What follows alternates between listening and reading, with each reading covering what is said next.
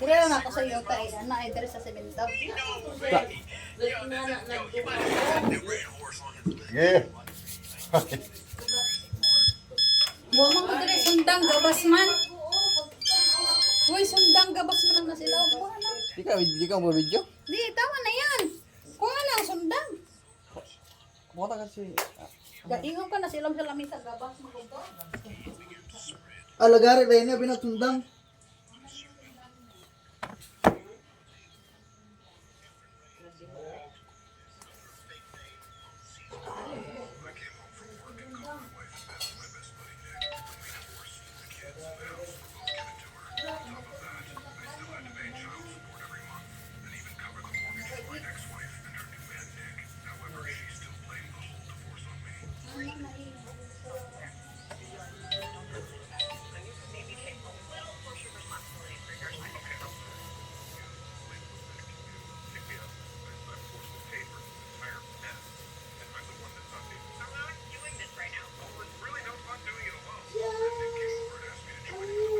Ano itawo?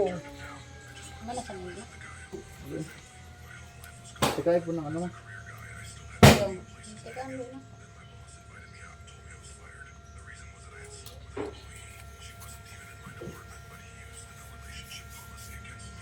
Law pa na. Gihaw aning nangka. Gulay? Hinog. Oh, di man. Di man na diha dong. Ah. Uy, Tikti akong buhok na be. Dali na. Ako mo. Dali ta.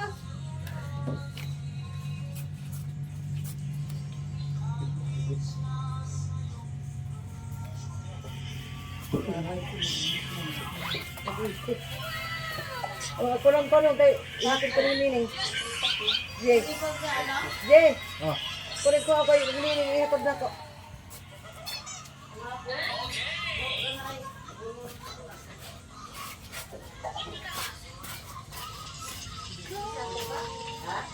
Yeah. Bukod mo sa kubita. Nagkuha din niya kubita. Nagkuha na din niya kubita.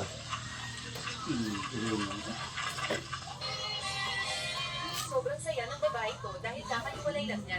Sa wakas, makikita na niya ang kanyang matalik na kaibigang lalaki. Pero ang hindi niya alam, ang kanyang sunod son year na dating asawa ay umasenso at naging pinakamayaman sa Rome sa loob lang ng 7 taon at napangasawa pa niya ang anak ng napakayamang pamilya ng mga yon at nagkaroon sila ng isang cute na anak na babae. Ngayon, pinagdiriwang ng lalaki ang ikalimang parawan ng kanyang anak at para serto pa nga sila ng hotel para ipagdiwang siya. Pero dahil wala ang lalaki sa pagkakais ng birthday party, hindi na niya kapalitan ng kanyang sibling sa hindi niya inaasahang makakasaluhan niya ang kanya. Dating asawa at ang kanyang white moonlight sa engagement party. Nang makita ng dating asawa ang kanyang sibling palagi, higit siyang natuwa. Lalo siyang nakumbinsi na tama ang kanyang Jay! na makipaghiwalay doon. Tapos, sumabit siya sa lalaki at nagpadala sa kanya